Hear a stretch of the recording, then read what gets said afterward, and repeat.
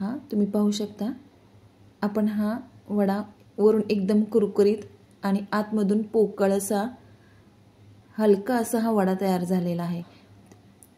आता हे वडे कसे बनवायचे तेच आपण आज पाहणार आहोत। तर मी एका पॅन मध्ये हे भिजवून घेतलेला 1 वाटी साबुदाणा घेतलेला आहे। एकदम छान टपोरा असा हा भिजलेला आहे, पण खूप असा पचपचित असा भिजवायचा नाहीये आपल्याला। आणि याच्यामध्ये मी आता 1 बटाटा कुस्करून घालते आहे। तुम्ही खिसून घेतला तरीही चालेल, असंच मी हाताने कुस्करते आहे, जेणेकरून त्याची चव अशी आपल्याला दाताखाली लागेल। आणि इथे 4 चमचे नाश्ता खायचा जो चमचा आहे त्याने मी 4 चमचे भाजलेले शेंगदाण्याचं कूट, चवीनुसार हिरवी मिरची घेतलेली आहे आणि चवीनुसार मीठ। आता आपण हे चांगलं मिक्स करून घेणार आहोत। हलक्या हातानेच आपल्याला हे चांगलं मिक्स करून घ्यायचं आहे।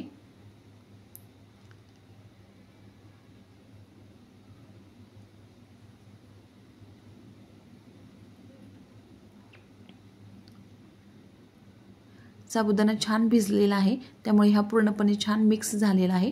याचा असा हा गोळा तयार होत आहे। आपल्याला थोडं पाणी घ्यायची याला काहीच गरज नाहीये। आता आपल्याला ज्या आकारामध्ये हवा आहे वडा त्या आकारामध्ये आपण याचे गोळे बनवून घेणार आहोत। हे पहा, असा आपल्याला हा गोळा बनवून घ्यायचा आहे आणि तो पूर्णपणे असा मिक्स गोळा झाला पाहिजे। एकदम व्यवस्थित आपल्याला हे गोळा बनवून घ्यायचा आहे। तो कुठेही चिरला गेला नाही पाहिजे, असं व्यवस्थित त्याला आकार द्यायचा आहे आणि तो मधून चपटा करून घ्यायचा आहे। असा खूप गुबगुबीत आपल्याला असा वडा बनवायचा नाहीये।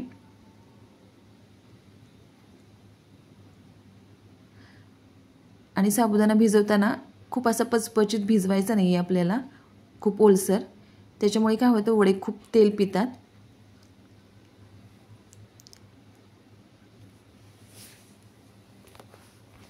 अगोदर असं आपण हाताने हे गोल बनवून घेणार आहोत आणि नंतर आपण असा हा चपटा करून घ्यायचा आहे मधोमध। आता अशा प्रकारे मी हे आपण सगळे वडे बनवून घेऊया।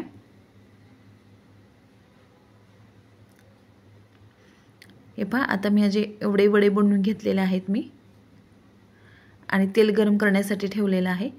तेल चांगलं कडकडीत गरम झालेलं आहे। आता ह्या तेलामध्ये आपण हे वडे सोडून घेऊया।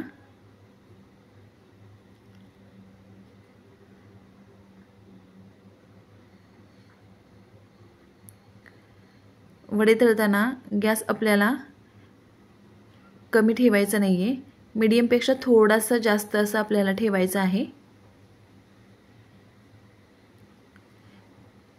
मंद आचेवर आपल्याला हे वडे तळायचे नाहीयेत, मीडियम पेक्षा थोडासा जास्त असा हा ठेवायचा आहे आपल्याला गॅस।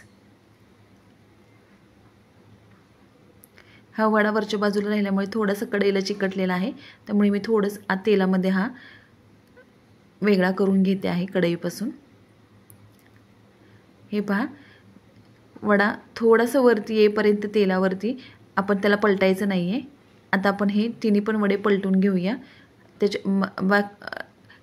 ते आतल्या बाजूने पूर्णपणे तळून गेलेले आहेत। आता ह्या वरच्या बाजूने आपण हे तळून घेऊया।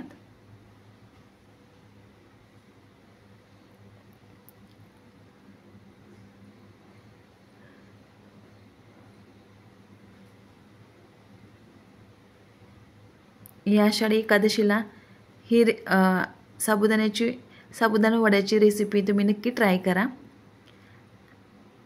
आता तुम्ही पाहू शकता हा वडा खालच्या बाजूने आणि वरच्या बाजूने पण छान तळला गेलेला आहे। आणि गॅसची आच आपल्याला मीडियम पेक्षा थोडंसं जास्त ठेवायचे आहे, पण फुल पण ठेवायची नाही आणि मंद पण ठेवायची नाहीये। आता हा वडा तळलेला आहे। आता आपण हे वडे काढून घेऊया आणि अशाच प्रकारे आपण हे सगळे वडे बनवून घेऊया।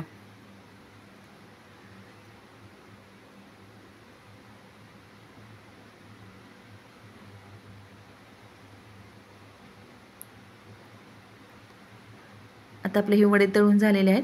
तुम्ही पाहू शकता खूप छान कुरकुरीत आणि खुसखुशीत असा हा वडा झालेला आहे। आतमधून पोकळ असा हा हलका वडा झालेला आहे। तुम्ही नक्कीच ट्राय करा। रेसिपी पाहिल्याबद्दल धन्यवाद।